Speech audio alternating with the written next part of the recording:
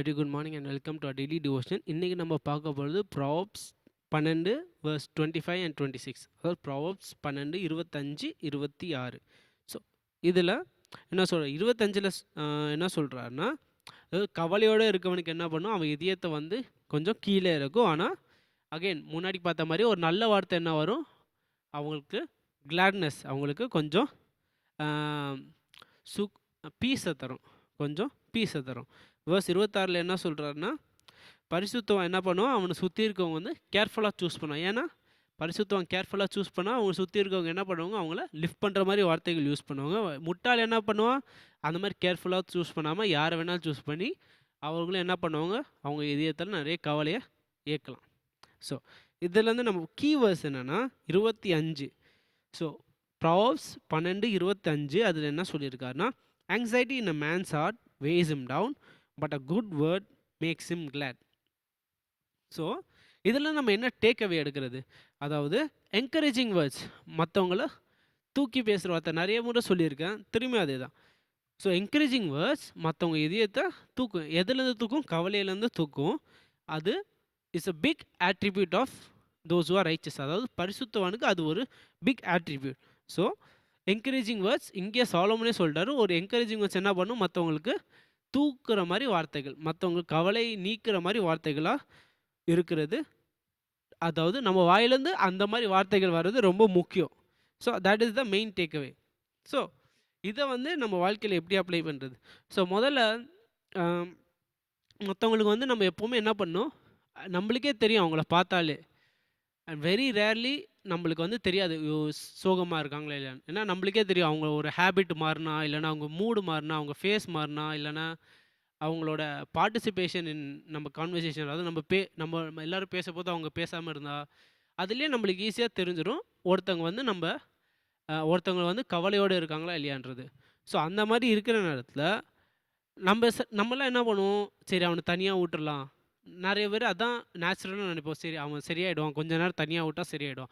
ஆனால் அந்த மாதிரி நேரத்தில் சாலமோன் இங்கே நம்மளுக்கு என்ன சொல்கிறாருன்னா, it is very righteous person. அதாவது ஒரு பரிசுத்தவன் என்ன பண்ணுவான்னா, அந்த மாதிரி இடத்துல போய் அவனை விசாரித்து என்ன பண்ணுவார், அவருக்கு ஒரு என்கரேஜிங் வேர்ட், அவன் கவலை நீங்கிற மாதிரி ஒரு என்கரேஜிங் வேர்ட் தரதுன்னு சொல்லுவார். அண்ட் இது செகண்ட்லி இன்னொரு அப்ளிகேஷன் என்னென்னா, நம்ம வந்து இந்த மாதிரி அவங்களுக்கு வந்து கொடுக்குறது வந்து ஒரு நல்ல பாசிட்டிவ் இன்ஃப்ளூயன்ஸ் அவங்களுக்கு மட்டும் இருக்கக்கூடாது.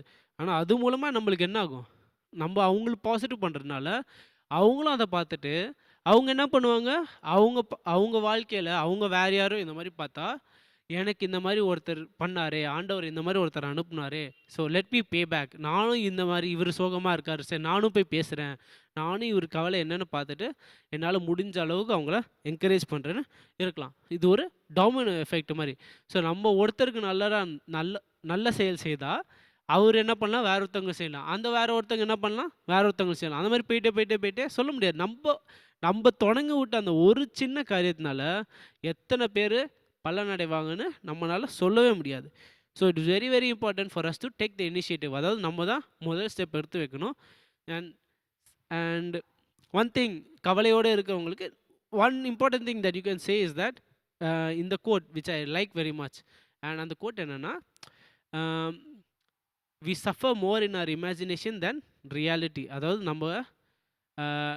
நம்ம வந்து இமேஜின் பண்ணுறதுலையே நம்ம என்ன பண்ணுவோம், ரொம்ப சஃபர் பண்ணுவோம் கம்பேர்ட் டு நம்ம ரியாலிட்டியோட. அதாவது நம்ம நேரில் கஷ்டப்படுறதோட நம்ம இமேஜின் பண்ணி கஷ்டப்படுறது தான் அதிகம்.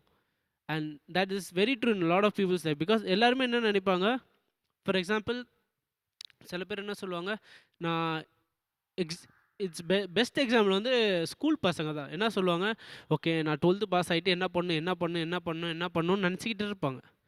ஆனால் என்னாகும், அந்த கவலையில் அந்த டென்ஷனில் என்ன பண்ணுவாங்க, எக்ஸாமில் கம்மியாக மார்க் எடுத்துருவாங்க. அவங்களோட எனர்ஜியெல்லாம் எங்கே போய்டும், நான் 12th முடிச்சு என்ன பண்ணுவேன், இந்த கிளாஸா, இந்த காலேஜா, இந்த டிகிரியான்னு அந்த கவலையில் என்ன பண்ணுறாங்க, 12th எக்ஸாமில் ஃபோக்கஸ் போய்டும். எல்லா டென்ஷன் எங்கே இருக்கும், எல்லா அட்டென்ஷன் எங்கே இருக்கும், அதில் இருந்துட்டு எக்ஸாமுக்கு படிக்காமல் எக்ஸாமுக்கு குறைவான மார்க் எடுத்துகிட்டு அதுக்கடுத்து என்ன ஆகும், அது ஏன் டாமினோ எஃபெக்ட் மாதிரி கவலை ஏறிக்கிட்டே இருக்கும். ஸோ அதான் கவலை இருக்கவங்களுக்கு அதுதான் பெஸ்ட் அட்வைஸ். ஏன்னா நம்ம இருக்கிறனால present day, make the most of the present day, and then go to the next, and then go to the next. So இந்த ப்ராப்ஸ்லேருந்து மெயின் டேக்அவே என்னென்னா, நம்ம மற்றவங்களுக்கு நம்மளுக்கே தெரியும் யாருன்னு. இப்போ கூட இருக்கலாம் உங்கள் வாழ்க்கையில். அந்த பேரியரை பிரேக் பண்ணுங்கள், அந்த செவரை பிரேக் பண்ணி அவங்களுக்கு கவலையோடு இருக்கவங்கன்னு உங்கள் கண்ணால் தெரிஞ்சால், சபையில் கூட நீங்கள் பார்க்கலாம், யாரும் தெரியாது, உங்கள் பக்கத்தில் யாருன்னு உங்களுக்கு தெரியாது, ஆனால் உங்களுக்கு தெரியும் அவங்க கவலையோடு இருக்காங்கன்னு. போய் விசாரிங்க, போய் அவங்களுக்கு என்கரேஜிங் வேர்ட் கொடுங்க. நீங்கள் கொடுக்குற அந்த என்கரேஜிங் வேர்ட்னால எத்தனை பேருக்கு பலன் வரும்னு யாருக்கும் சொல்லவே முடியாது. So that is what I want us to take away. Thank you.